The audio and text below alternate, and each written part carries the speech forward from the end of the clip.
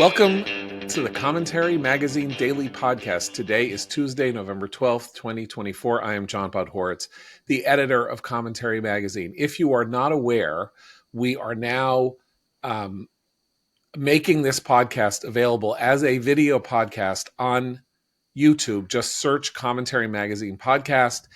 Usually it goes up around noon every day. So you can not only listen, you can watch instead of listen, you can not watch at all. However you prefer to do it. It would be really nice if for these purposes, and you went to YouTube to do that, if you would like and subscribe. That is very, very helpful to our financial future, because the more likes and subscribes you have, the more you are exposed or made visible to advertisers and the sorts of people who will come in and help us continue doing what we're doing. So that is our YouTube channel. Just search Commentary Magazine or Commentary Magazine Podcast or just Commentary, and we will pop up there. And by we, I mean Executive Editor Abe Greenwald. Hi, Abe. Hi, John. Senior Editor Seth Mandel. Hi, Seth. Hi, John. Media commentary columnist Christine Rosen. Hi, Christine. Hi, John. And Washington commentary columnist Matthew Continetti. Hi, Matt. Hi, John. Donald Trump, neoconservative. I throw this out to you. We have been talking all weekend about the great mention or floating names for major foreign policy jobs that suggested a war for the soul of the Republican Party and the conservative future in the realm of foreign policy. And the three foreign policy picks made so far are, I wouldn't say beyond my wildest dreams, but they're certainly happy dreams that I woke up to, and they're not dreams. So we have Elise Stefanik at the UN, we have Representative Mike Waltz as National Security Advisor, and Marco Rubio as the Secretary of State. Who had that on their bingo card on Friday? Matt? Well, Rubio was always in the mix for Secretary of State. I remember speaking on this podcast, John, saying that if anyone was listening to Continetti, they would put the more idealist candidate at state, at idealist / hawkish candidate state, and then a more realist one at defense. We have not heard who Donald Trump will select as Secretary of Defense. But I just want to talk about the three national security picks so far. So Rubio at state, Waltz at National Security Council, and Stefanik at the UN. What does this show? It shows Trump foreign policy that's going to be very pro-Israel. That is definitely going to try to combat anti-Semitism and to be tough against the Iranian regime and support Israel in its fight for survival. It shows an administration that's going to be tough toward China. Okay, not let's have Taiwan declare independence on the second day of Trump's presidency tough, but tough in the sense that we recognize that the People's Republic of China and the Chinese Communist Party are threats to the United States, and that we need to have a more aggressive, or at least a deterrent posture in the Indo-Pacific, as well as on certain trade issues. 3, not good for Ukraine. So all three of these nominees will have voted against the supplemental Ukraine bill that was under such controversy in the spring. And so it also against that bill was Rick Scott, the senator from Florida, who is kind of engaged in this last-minute attempt to become the next GOP leader in the Senate. So what you have there is kind of the basic matrix of Trump foreign policy, which is pro-Israel, hawkish on China, but definitely more America first when it comes to continued aid to the Ukrainians. And I think headed in the direction of trying to find some type of settlement between Russia and Ukraine. That might be impossible.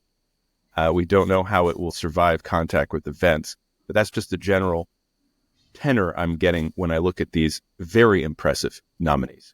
Okay, now I want to take a step back because I think it is wise to be worried if you are a supporter of the war in Ukraine about where Ukraine is going, and that yes, Rubio and Waltz both voted against, and Stefanik voted against this aid package, which by the way also featured aid to Israel, which was kind of striking.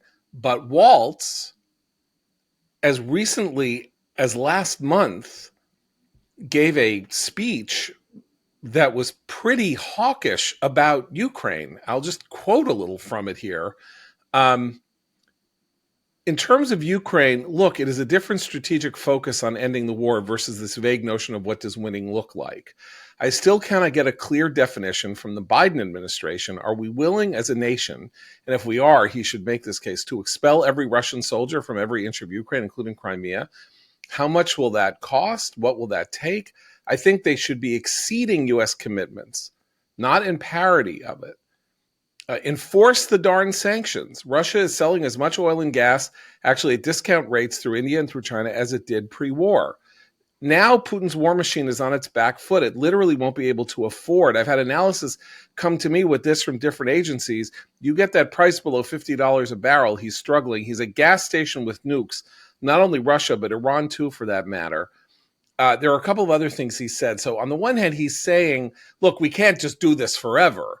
And on the other hand, he's saying, let's make life really hard for Putin. Russia is on the back foot. This is not, Ukraine is not really in our national interest. Ukraine is, Zelensky is corrupt. I mean, there's this whole world of foreign policy views relating to Ukraine that could have been evoked by the choice of a national security advisor and a secretary of state that were not evoked. And we had that tweet exchange or tweet sort of like complimentary tweet thing over the weekend where Dave Smith, this sort of libertarian anti-Israel pseudo comedian, said something like, now we're going to get those neocons and those hawks and we're going to crush them under our boot and they're going to be thrown into the garbage dump of history.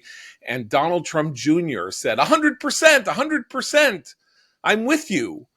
Whereupon his father appointed Elise Stefanik, Marco Rubio, who ran in 2016. It's a long time since 2016, but ran in 2016 as an explicitly neocon foreign policy candidate, and Mike Waltz, who at the very least is a hawk. Now, again, not Ukraine is Ukraine plays is in a different category here for unfortunate reasons. But so much so that like our old colleague Sohrab Ahmari, in an effort to shoehorn these new choices into the place that he would like them to be, says this is going to be a Jacksonian foreign policy. It's Jacksonian. Now, this is a category, of course, that Walter Russell Mead of the Hudson Institute has been sort of pushing, that there are these two trends. He created it. He did create. That's right. Fair enough. He created the concept. So all the Jacksonian foreign policy means is that it's sort of nationalist and unemotional. And basically, it's an advancement of American interests that is perfectly willing to use force and bomb the hell out of people and stuff like that, as long as we don't go in and try to write constitutions and talk about no hearts and minds. No hearts and minds. Yeah. No hearts and minds. Or the slogan, "No better friend, no worse enemy." Exactly. Okay. So I don't. Maybe Rubio has moved into the category of the Jacksonian. Maybe Elise Stefanik. I mean, if that's Jacksonianism, maybe we're all Jacksonians a little bit. Certainly after Iraq, we are all a little more cautious about the advancement of democracy as the primary focus of American foreign policy. That's an important point, because that's what's actually happening here, which is that a lot of the people who talk about this stuff, especially online in the Don Jr., Dave Smith vein, are people who take one thing that happened and build other people's ideologies and their entire ideological worldview out of this one thing that happened, and keep them trapped in amber for the rest of time in that one place. So for example, I was in college when the Iraq War started. So we are now at a point where everybody is not the same at the same place that people think they were, right? Like it's like I've had people just, from like the New Republic just tweet at me that like my responsibility for the Iraq War because I worked at commentary. So obviously, when I was in college at Rutgers, I've been looking for someone to blame. And now I finally found it. For 20 years, I wanted to shift the blame to someone else. And now I know who I'm going to name. Seth Mandel. I was hiding in New Brunswick, New Jersey. But this is what people do. And so there's a sense of like not moving beyond the Iraq War on the part of its opponents because they were subject to certainly on the right. You're mentioning the New Republic. On the right, exactly. That's the whole thing. Everyone on the right is evil because everybody on the right supported, except for this one category of sort of libertarian, it was a very, very small crew of people in 2003. Right. And that crew felt that they were mistreated, right? And so they've sort of held on to that. But the world is not like everybody's political ideology is not built off of the Iraq War. And so they take this. And now you said yesterday, John, you mentioned that to you, it sounds a lot like neocon means pro-Ukraine, the way that our, the people in the party who don't like Ukraine use it. This is the problem. They jump from a specific example that's happening right now and say, this is what neocon means, or this is what hawk means and things like that. And they just sort of forget that these are worldviews with nuances and complications. Well, Abe, you as our Ukraine correspondent, having recently been, I think in August, right? You were in Ukraine. July. And you certainly probably do fit the category of somebody who believes that, neoconservatism, such as it is, which is it's a very peculiar set of circumstances. We can joke about it a little later, but that Ukraine is a test case about what the United States means to the world going forward, not just ideologically, meaning that we defend freedom and we oppose this kind of tin pot neo-Stalinist authoritarian guy in Moscow, but support a country that wishes to be a Western democracy, wishes to be part of the West against the depredations of the East. So how do you land on this? First of all, the MAGA folks who were saying no neocons were expressing their dismay last night while we were, doing our cartwheels. So I remain agnostic, to be honest, about what's going to happen with Trump in Ukraine, in part because he has a record of being willing to stand in a different place from his supporters. I'm not saying he will definitely do that in this case, but I think the pics speak to something. I think the fact that Putin is now in a complete embrace with North Korea raises the stakes for the U.S., means something specific to Trump, even though Trump says, I get along with Kim very well, and all the rest of it. We'll see. I think Zelensky is going to have to be very careful here because he has been now made into the bad guy by the MAGA folks who hate Ukraine support and who hate the neocons. One misstep on his part, and they're gonna be screaming their heads off. I think what's funny, ironic at least, about the framing of neoconservatives these days on the part of these folks is that during the Iraq War, the slam, and it was largely informed by anti-Semitism, about neocons was they just want to go to war for Israel. That was they just want war in the Middle East for Israel. Now you've the people who were saying no neocons, they're pro-Israel. They want to back Israel to the hilt, and they're all head Yeah, up but not Dave. about. It's two Well, different groups. yeah, there's Yeah. two different views because Dave Smith, comic Dave Smith, who is as funny as a heart attack, uh, is very anti-Israel. And Tucker doesn't want us Tucker- to do No, of anything course. against Yeah. Iran. Of course. Right. So, and of course, Tucker is now explicitly pro-Russian. I don't know if you know this, but they have just a beautiful subway system. It's really beautiful, and Ukraine is run by a cockroach. There are who's, of all course, Jewish. So there are all sorts of fractures on the populist right. Yeah, I mean, sure. I think the key analogy here is Trump won the first term. And what we're seeing is something very similar to it, except better managed.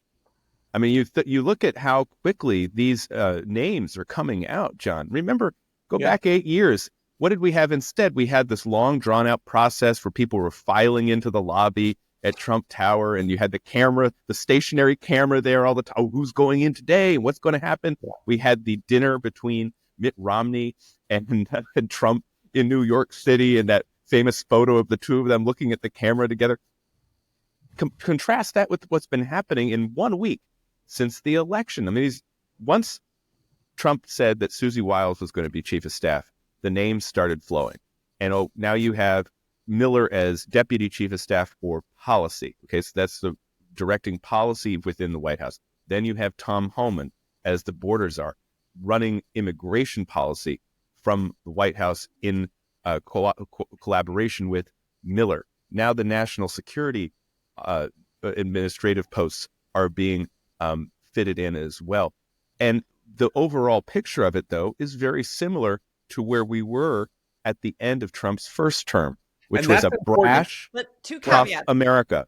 Two caveats to that, though. Yeah, The loyalty oaths are still extreme. You must, the vetting for loyalty to Trump is still, and again, that he's allowed to do that. Well, that's a difference between the first one and the second one. Yeah, because Kristi Noem at Homeland Security is not a good choice. Well, dogs better watch out. The dogs better watch out. Yeah, but obviously that strikes me as if he's trying to be, if you want to give him credit for being strategic, that's so that Homans has no one to stop him from what he wants to do as czar. He needs someone who's rather weak and ineffectual in Homeland Security so that he can just steamroll her. I don't know I honestly don't know that Noam is a good or a bad choice, but ask Republicans in her home state what they think of her, and you might. Yeah, but it's a border state. It's a border state. That's right. We got to keep those. We got to keep those. This has become a problem. Those Albertan, Canadian, immigrants, those Canucks. Yeah. I don't know. I mean, look, people make choices. Kristi Noem is well within the normal range of nominees for cabinet jobs. She is a governor. She's like, that's a classic thing. Usually somebody like her would probably get interior. Right. Or something that would have made me happier. I think you're right, Christine, though. I think you're right. This is going to allow Miller and Tom Homan to exercise a great deal of authority on immigration policy, working with Noam, who will be there. Of course, DHS is a sprawling agency. Yeah. But what's the difference? Who was in charge of DHS at the beginning of the first term? John Kelly. Mm-hmm. Not a fan of Donald Trump, as we've come to learn. Yeah, but there's a crucial difference. Yeah, the important point about the difference between 1 and 2. Again, I said this the other day, which is that Trump is now the single most experienced person to assume office as a new president. If you take this as a new presidency, there has been no one except Grover Cleveland who knows more about being president ever in history than Trump, because he was president before, whether you like it or not, or you don't like the way he did things. And this transition is fascinating because remember, he hired all these people he didn't know because he didn't know what he was doing. And he said, I don't know what I'm doing. And Condoleezza Rice said, who's really great? There's this guy, Rex Tillerson. He's really good. He's like, okay. And then it turned out all Rex Tillerson knew about was the Boy Scouts. His entire world frame outside of his professional life and whatever company he was running was that he was the chairman of the Boy Scout. Exxon, I'm sorry. It's a huge company. Yeah. Exxon. Remember, that was the other draw, was that he was one of the few Americans to know Putin personally. That's right. Right. Okay. I'm just saying he ran Exxon fine, but his passion Was was the Boy the Scouts. Boy Scouts. He didn't know Kelly. He didn't know all these people that he had appointed because he literally got into politics in 2015 and he hadn't spent 20 years going to Lincoln Day dinners and meeting this one and meeting that one. And then over time, he's like, I don't like this guy. I don't like that guy. That guy. And what's more, to weirdly defend him on the loyalty stuff, they were disloyal. They were Yes. unpleasant. They said they talked smack about him behind his back. That White House and the senior cabinet officialdom that was not appointed directly by him was a viper's nest. They thought they knew more than he did. Right. And they came into office with him with their own agendas, some of which overlap with what Trump wanted to do, but in other cases diverged incredibly. And that's not the case this time. Now, now we're in a situation where Trump has remade the Republican Party and where he knows that he's going to take people who have expressed loyalty to him even through the worst chapters of his political career. Right. And Well, so in that sense, it'll that, be- I think, will make for a more effective administration, at least at the outset. Well, and weirdly, it makes for a more traditional administration because that's always what a president who comes in with a little bit more of a mandate, then they have to deal with the restive factions within their own party. And he's going to have to do that. He didn't really do that the first time because he was so out of left field as a winning candidate for president. Again, to defend him a little more, which is, of course, not something I ordinarily do, the idea that what you are supposed to show to the person who is in the White House is not only loyalty, but a tradition of loyalty goes back forever, by which I mean when George H.W. Bush was staffing his administration, which was, of course, the third Reagan term, he did not want people who were Reaganites because they were not loyal to him. What he wanted was people who had backed his campaign in 1980. He had changed. He had changed over those 8 years. He was no longer the liberal Republican alternative to Reagan, which is what he ran as in 1980.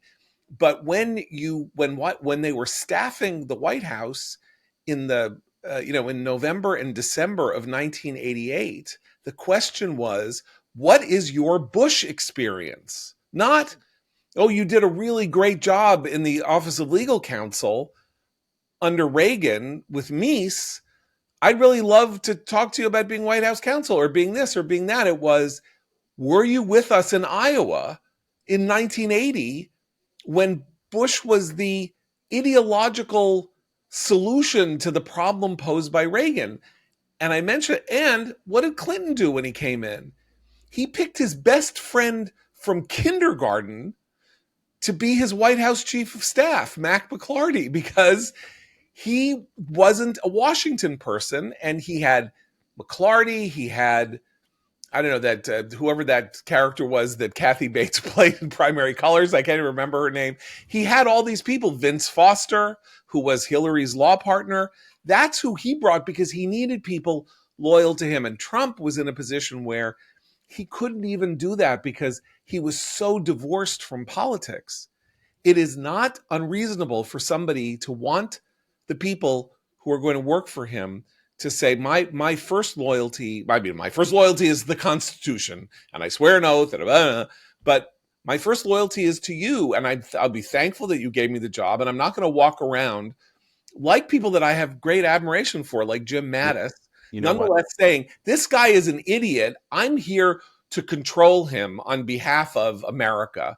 And, once Trump got the sense of what it was that entire cohort of people was doing, was he wrong to say, I don't want you around me?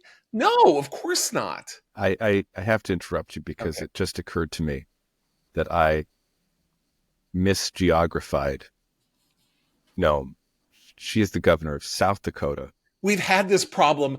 Not the That's governor also border state. of North That Dakota. borders North Dakota. Now you're going to I set feel John off on doubly Dakota. embarrassed by this because, of course, the governor Shlomi Rabinowitz, governor of the country governor of North is Dakota. the governor of North Dakota. Yeah. Doug Burgum, and so I feel just terrible, and I just want to make sure that I corrected myself. Because of your strong feelings for Burgum, so we forgive you. It's okay. okay. Now, of course, has not been appointed anywhere so Yeah. far. We see there's a lot left to There's be filled there is out. interior, there's To John's commerce. point about loyalty. Well, you also need a Attorney second General run. position is the one that is going to be the That one is. to watch. So AG, DOD, those are the two big ones that are still out there. Yeah. And a lot, I think, will depend on those. And it's not clear that they're any closer to naming candidates for either position. Treasury also. Treasury. Treasury. But though I think everything's trending toward this man named Scott Bessent. Yeah. But we'll see on that. Just a word on the process. Again, I contrasted with the Trump Tower camera 8 years ago. Now this is very much managed. It's, the Mar-a-Lago patio is active. You have Elon Musk there all the time. He's now being referred to as the first buddy, which I find hilarious.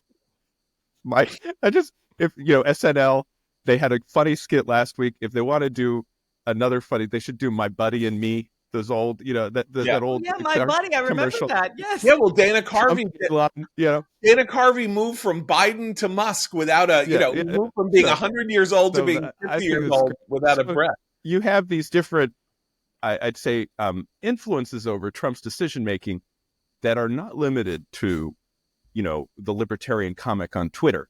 It's a mistake to take this one tweet and Don Jr.'s exchange with him and say, oh, there you go, that's going to be the whole administration. At the end of the day, it's the administration will be Trump. And we lived through that for 4 years. We're going to live through, I think, a better managed version beginning in January. But it's more important than you're letting on, because Trump is a black box, right? He is somebody who is impossible to pin down ideologically. And again, this I think goes to what Abe was saying about Ukraine. He had 4 years or 2 years, 2.5 years to separate himself from the war in Ukraine. He had 2.5 years to say, I don't like Zelensky or whatever, or Putin is somebody, you got to reckon with him and he's got a nuclear weapon and you and he has played his cards very close to the vest on this larger question. It was a gimme. He could have said it. He could have said, this is something stupid that Biden has done, and we're wasting, valuable resources, and let NATO do it. Let NATO pay for it. Let NATO do everything. It's near them. They're the ones who are threatened. So let Germany, do it. And he never goes there. Doesn't mean he's not going to go there. I would say he's more likely to go there than he is to go, go ahead and right. you can blow up, all of southern Russia. But a couple of points on this, just to add to this. Part of what informs my agnosticism on the question is the agnosticism of the Ukrainians that I talked to while I was there, including parliamentarians who were not, by and large, saying the things that people are saying over here about Trump and Ukraine. Their attitude is Biden has said all the right things and done precious little, frankly. And America does what America does, and we always hope for the best, and we're not so sure that Trump is going to be a move in the wrong direction. The other and part of this, I think, will have to do with the more Ukraine gets sort of decoupled from the Biden administration and its history, the more room there will be, I think, for Trump to be able to take some more forward-leaning positions. Right now, it's so closely associated with the Biden administration's and its failures that we may be in a different place with it. I agree with that, and I would just add, I'm thinking a lot of Nixon in 69, right? Nixon's elected in 68 saying that he is going to end the war in Vietnam. Right? He has a secret plan. Peace with honor is how it eventually becomes. I think Trump is in a similar position vis-a-vis Ukraine today. He wants the war to end. Trump doesn't like war. We know that. He ran as the peace candidate now for 2 elections. But in order to achieve a settlement, just like Nixon, you may have to escalate to de-escalate, right? If Putin is not forthcoming at first, that means with the team that Trump has, oh, well, maybe we're a little bit tougher to show that he does need to recognize that he's not going to get everything he wants. So I would look through what's going to happen in Ukraine through the similar prism. That Nixon's goal was always to extract the United States from Vietnam, but in order to do that, of course, we had things like the Christmas Day bombing and the Cambodia, very controversial operations that eventually did produce Nixon's desired outcome. And that also informs what we think about the hawks as well, and who he's hired, and the whole neocon debate too, right? Because he wants an end to wars, and that doesn't mean, but he knows that doesn't mean you just send a diplomat and have them talk and then come back in a week and have them talk again. In Trump's first administration, they did this outreach to the Palestinians with a sort of economic peace style deal, whatever. Palestinians said, "Nah, I don't like it." And they said, "Okay, well, moving on. We're going to go to Riyadh. We're going to touch the orb, the sphere, the orb, or whatever. The orb. We're going to touch the orb. Right. The glowing You orb missed of Mahmoud Abbas. You missed your chance to touch the orb, but I have. I will touch the orb with somebody. I'll go to the orb with someone else." And then we had the Abraham Accords type of negotiations come out of that, which was like let's just talk about how we can make this situation strategically better in the Middle East without giving the Palestinians a veto. You can miss your turn when it comes to Trump. He moves on. And so that is, part of the renting of garments over Marco Rubio being Secretary of State is this belief that people have convinced themselves that these supposed neocons just want war itself, and that war to go on forever. But the whole point of what Trump is doing is that the previous administration's policy was war forever. It doesn't matter what the intent is. The point is that, practically speaking, in the real world, the effect of it was ongoing war. Trump is bringing in people to end that. You've just said something incredibly important in 2 realms. And Abe evoked this in talking about what the Ukrainians said. The war between Russia and Ukraine has lengthened and deepened and become more of a kind of trench World War I situation because the United States supplied enough materials and enough help to help Ukraine reach a stalemate. And in Israel, and with the war in Gaza, Biden was on Israel's side and said all the right things and supplied them with weapons, and then said, "You're killing too many Palestinians. You're not letting enough food aid in. The maps say you shouldn't go into Rafah," and extended the war through its policies by another 6 months. Now, it looks like it really is coming to an end. There's an offensive the Israelis are conducting in Jabalia in the north of Gaza. 1,000 Hamasniks surrendered yesterday. They killed another couple thousand. They are giving up, it would appear. And what happened was there was a point at which Israel said, we cannot be handcuffed like this, and we do have enough to do what we have to do, and we're going to just have to suffer the slings and arrows of this finger wagging. But the Biden administration, which also wanted to be a non-war administration, pulls us out of Afghanistan, all of that, has ended up extending and making immensely worse both of these wars that Israel and Ukraine have fought. So the escalate to de-escalate is a classic war strategy. Like, that's what Israel is doing now in a weird way with Hezbollah and with Iran, which is they're saying FAFO, like don't think that we're not able to make your existence impossible. So, and I would just observe cut it out. third Iranian attack on Israel has not yet happened.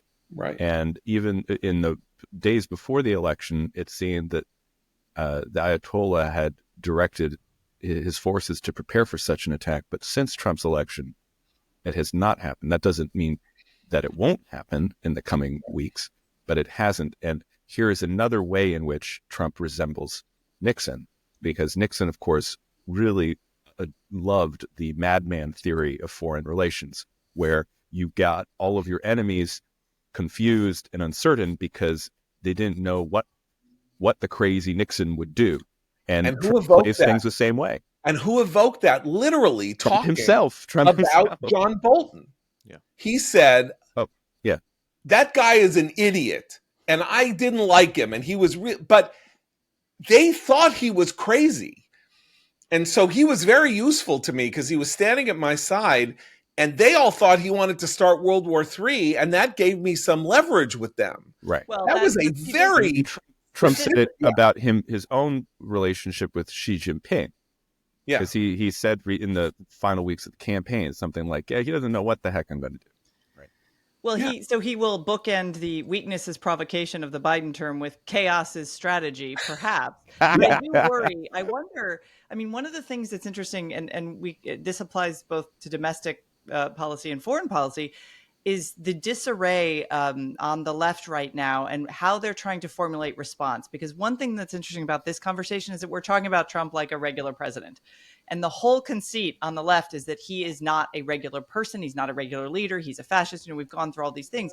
But if they choose to cover him as an exception to the rule, they're going to miss a lot of what got him reelected in the first place. And I think that's especially true on foreign policy because they've been extremely dishonest, the mainstream media, in their coverage of the failures of the Biden administration on foreign policy.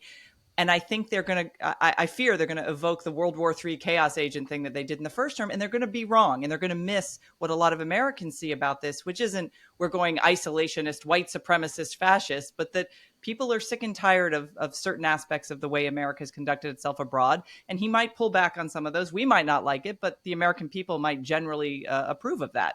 They will miss that story if they choose to cover him as the resistance rather than as an oppositional, We should move on to the question of Israel and also the anti-Semitism and Jew hatred explosion of the last week, because the Jewish community in the United States, something very important happened last week that people have not taken the full measure of, even though people have been writing about it. It's obviously of particular interest and importance to us.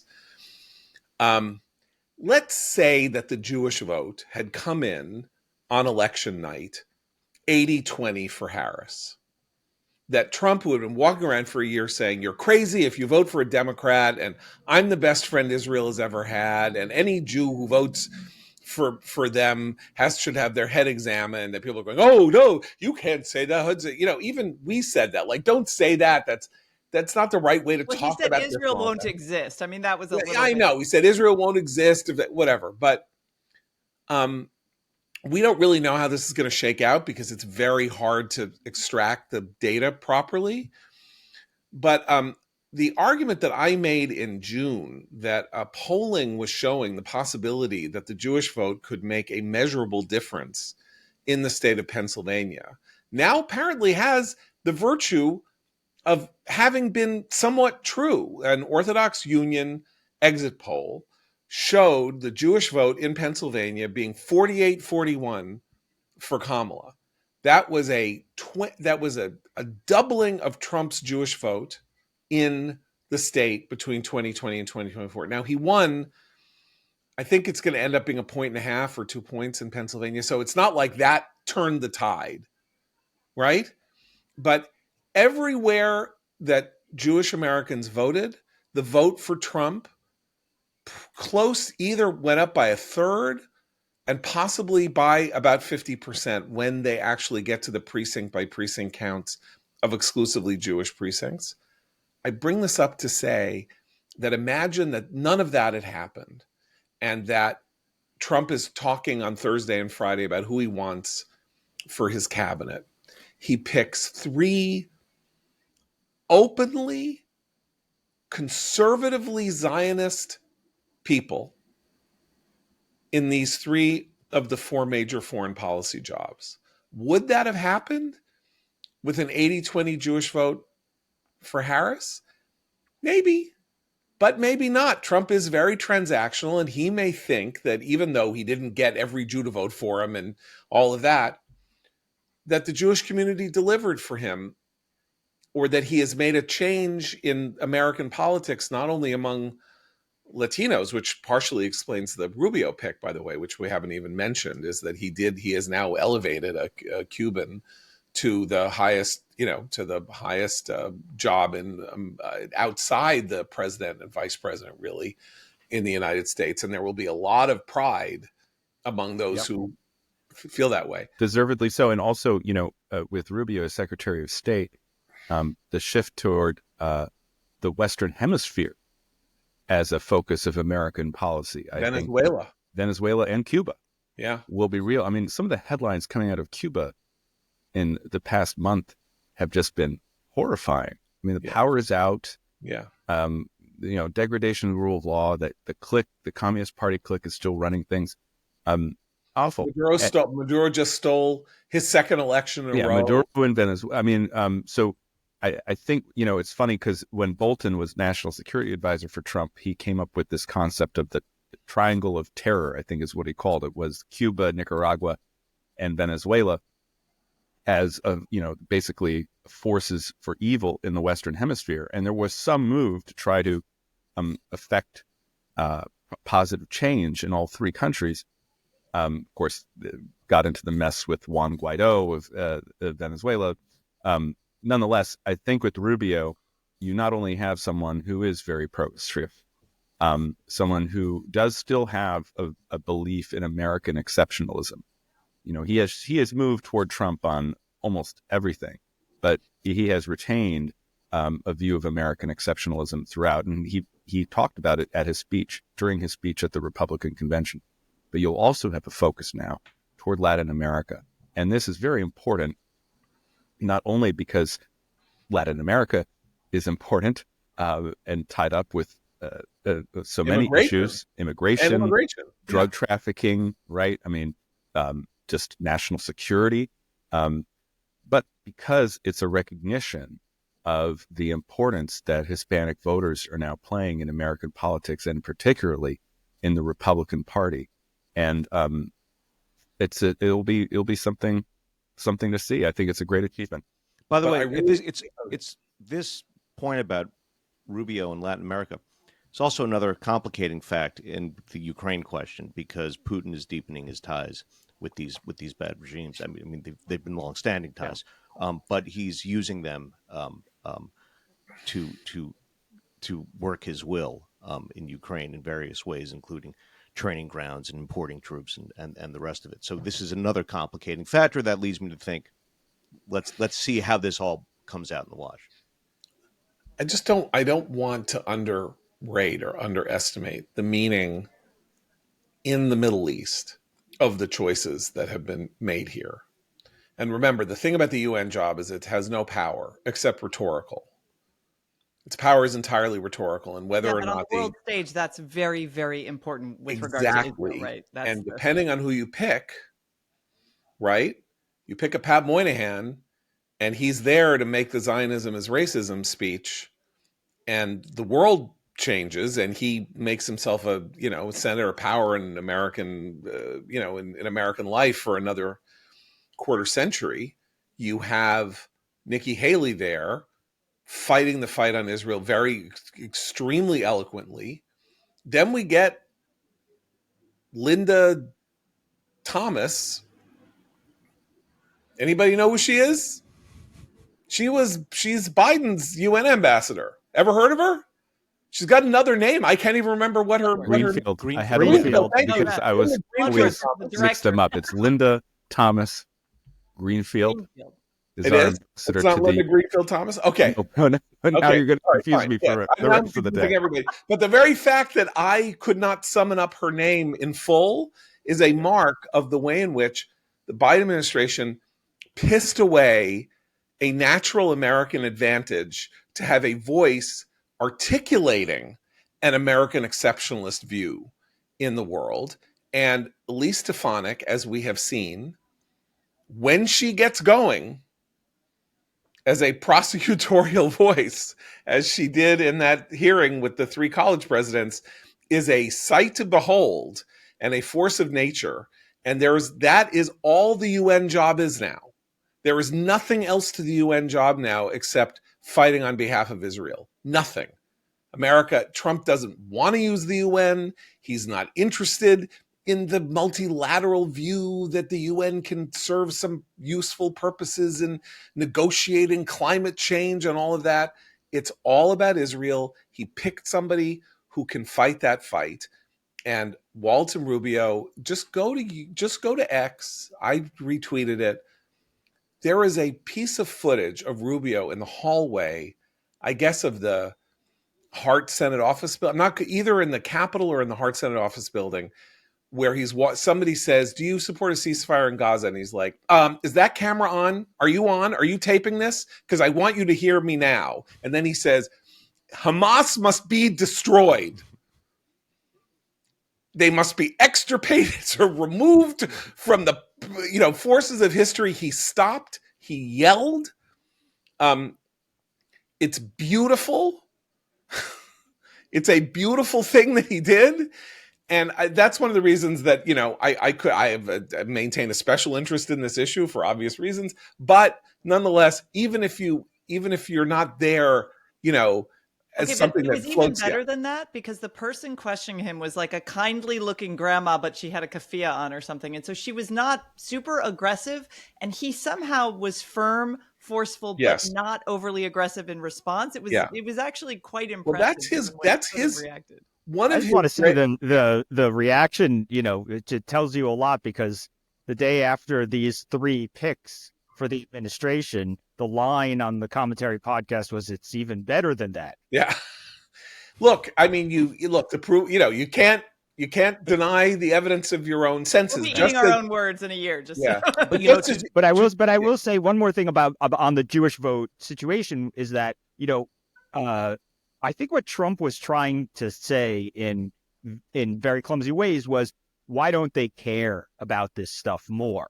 Right? That was really his frustration, right? Like all the Israel stuff, they keep voting the same way, and the anti-Semitism stuff and the stuff on campus. Why don't they seem to care about all this stuff, right? And if they don't care about this stuff, then I'm not going to staff my administration according to these concerns either. It's not a punishment necessarily situation. It's like, well, they don't care. Why should I care? We had a few moments of that in his first term, where he would come out with something like the executive order about civil rights applications for Jews on campus. And, he got called Stalin for that. And his response, like in private, was like, well, why am I doing, like, why do I put myself through this? So there's and so what you have is nationally, I don't know what the Jewish vote is going to look like nationally, but what you had is in certain places where they definitely care, they came out and said, we care. And that's why when I wrote about this before the election, I mentioned there's a liberal Catholic writer, Michael Sean Winters, who says that, for the Catholic vote, which doesn't really exist anymore because the Catholic vote has become so reflective of America, the American vote at large. He said you have to distinguish between the Catholic vote and Catholic votes. And in this election, I think that's what we've seen with the Jewish community. There are she's going to win the Jewish votes nationally still. He didn't flip the Jews, but in Pennsylvania, where it mattered, in New York, where there's a concentration of Jews who care deeply about this, in places where it was about the Jewish vote and not just Jewish votes, there was a change. Abe Foxman, former head of the Anti-Defamation League, when asked why, as the head of the Anti-Defamation League, his views did not more precisely reflect the opinions of the Jewish American community based on polling on social issues, why he didn't speak out about abortion and this and that. And why, what was his thing? And he said, I represent Jews who care about Jewish issues. I represent the Jews who care. That is what the Anti-Defamation League is about. So your formulation is exactly right. And Trump is transactional.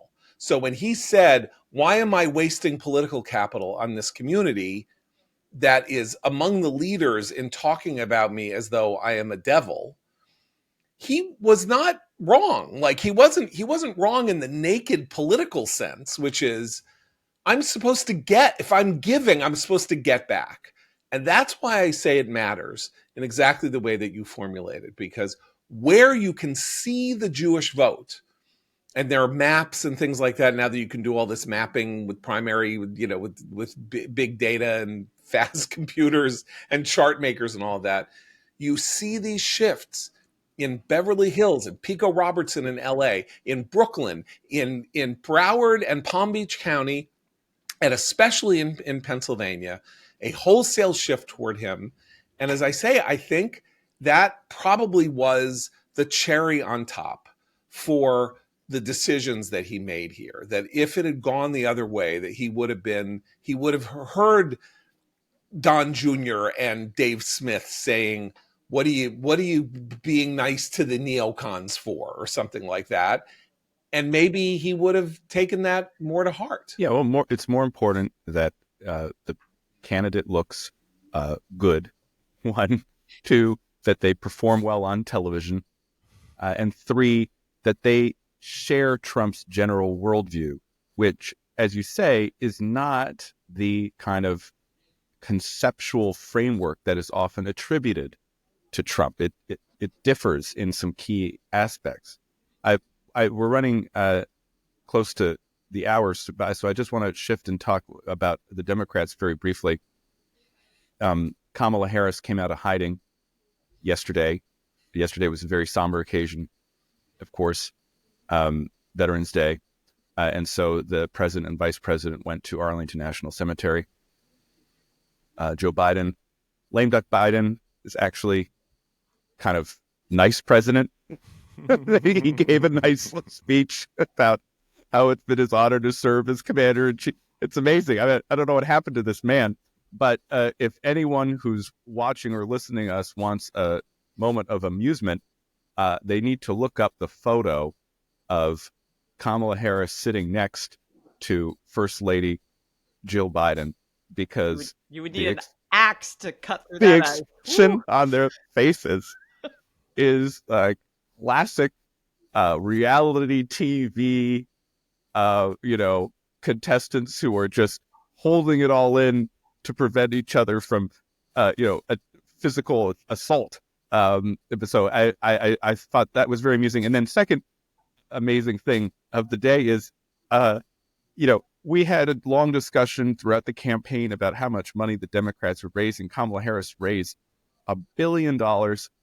And now, amazingly, somehow the Democrats are $20 million in debt. And we've had this series of reports on what Kamala Harris was spending money on. And the most remarkable thing is $1 million to produce the Oprah town hall, which had no effect on the election. I want to quickly say that I think this is maybe a bigger story than people realize, because $1 billion went through this organization in 3 months. If it is true that it was $1 billion, maybe it was only pledges and they didn't have as much as they say. I don't know, although I think they reported that to the FEC. I guess that's one of the ways we have a sort of check on this number that we were told. There is no way that a considerable amount of that money wasn't grifted and stolen. You can't spend $1 billion in 3 months from a standing start. It's actually not feasible. Even if you spend $500 million on advertising, there's another $500 million. And there's a movie called Brewster's Millions, or there's the $1 million banknote by Mark Twain, which is the guy who has to spend £1 million in order to get more money at the end of the month. Oh, I And he like can't, Brewster's or Millions. That's a good example. This is also good. Yeah, like you cannot, it's not so easy to spend $1 million in 30 days, it turns out. And I know it sounds crazy to say that, but we're talking about $1 billion. And I think stuff is going to happen. I mean, it's very possible that someone said, put $1 million over here on the line that says how much we had to pay to stage the Oprah town hall. And then, you know, we'll move it over to the Cayman Islands. I'm serious about this. Like, it's like Hollywood accounting. You know, there was this guy, David Beagleman, ran Columbia Pictures, was kiting checks and writing, you know, signing, endorsing Cliff Robertson, you know, forging Cliff Robertson's name on a check so he could get $100,000 because he was a gambling addict and he needed money to go, you know, play at the tables in Vegas. That's a lot of money, a pool of money like that. And you have kind of the classic liberal grifter world where they're used to getting hundreds of millions of dollars out of governments and kind of disappearing them. Look, there were stories after Obama's 2012 campaign about potential foreign money that had been injected into his campaign through small dollar donations over the internet. The Free Beacon wrote about that. In Clinton's 96 campaign, of course, led to Fred Thompson's campaign finance hearings. What's amazing about this is we could have similar stories, potentially similar hearings for a losing campaign. Yes. So only Harris could do that. No, but it's like the producers. Maybe that's the whole point. They wanted her to lose because you can raise 150% of what you need, and then you can pocket the other 50%. Anyway, I don't know. That story is not over. I mean, I think people will want to turn the page, and I don't know. Republicans would be wiser to focus on the future than sort of like spend a year. But the federal, you're right. What? Look, here's another massive grift that was tons of money that was wasted fraudulently. Black Lives Matter. And nobody went. I mean, that story is massive as well. And you occasionally hear little follow-ups, but nobody wants to hear that story. Well, there is an $800 million hole in New York City called Thrive NYC, which was a public health and mental health initiative during the de Blasio administration, run by Bill de Blasio's now ex-wife. $800 million, and nobody knows where that money is. No one knows where it was spent. Nobody knows how it was administrated or where it was handed off to. You saw no measurable difference in anything relating to the things that Thrive NYC was supposed to do.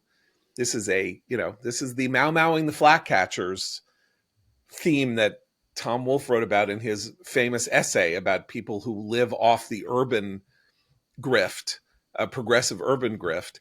And again, like, there is a federal elections commission that could, if it wanted to, assert its usefulness by trying to figure out what happened there. But, you know, it probably won't. Tell Elon Musk, tell the first buddy to get on that. That's part of streamlining efficiency. Tomorrow, we are going to talk about Amsterdam and the upcoming soccer match in Paris and all that stuff. I keep advancing, and so we're going to start there unless you know, we get tons of news today that make it impossible for us to start there. But Christine, you have a commentary recommends. I do. And so I have two caveats. One is that I broke my own personal rule here, because I never watch a documentary unless Abe Greenwald has recommended it, because I generally don't like documentaries, but Abe is always spot on with his recommendations. I'm always like, he said that, but I don't know. In 10 minutes, and I'm like, Abe is so right.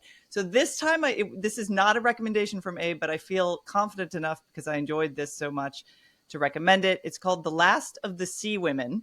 It's on Apple TV. And I watched this in the lead up to the election because I wanted something that had nothing to do with politics, might be potentially calming, and was just completely away from all the news I was generally following. And this really fit the bill. This is a documentary about these older women in South Korea. They are divers. Jokingly, people call them real life mermaids, but they harvest seafood for their livelihood, and they do it without oxygen. And they are old, but they are also hilarious and bawdy, and really kind of not adorable in the way people like to infantilize older people. They're tough. And they are doing something that's a dying art in their region. And it's a kind of fascinating examination of them as people, but they're these amazing scenes. The underwater cinematography is incredible. The score for the whole documentary is very spare and beautiful. And you just see these women diving down without oxygen, harvesting, spiny sea urchins and stuff. And then they, motorboat back. They used a rowboat. Now they use a motorboat, one concession to technology, and they have to pry out the seafood, sell it. It's their livelihood. But it really is a beautifully done examination of a dying way of life. It pivots halfway through to talk about issues like the nuclear waste that was going to be dumped in the ocean and how they kind of galvanized. They're not political, but they became politicized by this. But that's handled with a light touch. There's some a couple islands over. There are these young women who are trying to revive the art, and they're making it popular on Instagram. And you think, oh, this is going to be some clash between the old and the new. But they meet up and they get along, and it's very charmingly done. But for me, it was a really wonderful respite from political news. And it is just gorgeously filmed, particularly the underwater scenes. So my recommendation is The Last of the Sea Women on Apple TV. I do want to point out that we are so we are so worldly on this podcast that we range. You love, these are Korean. You love Japanese speculative literature. I've stopped recommending it. Matt, a passionate interest in the Far East and Japan. And I just, we don't get into this as much as we might otherwise, although the Japanese government is now in a huge crisis that we don't really have much reason to talk about, but it's part of the incumbency crisis on Earth. And the Japanese prime minister just somehow managed to survive a political crisis. We have to talk about Amsterdam before we get to Japan. I know, but I'm just saying, I just want people to understand that we have interests all over the planet, all over the globe. We contain multitudes. Yes, we do. So, and we will be back tomorrow. So for Abe, Seth, Christine, and Madam John Podhoretz, keep the candle burning.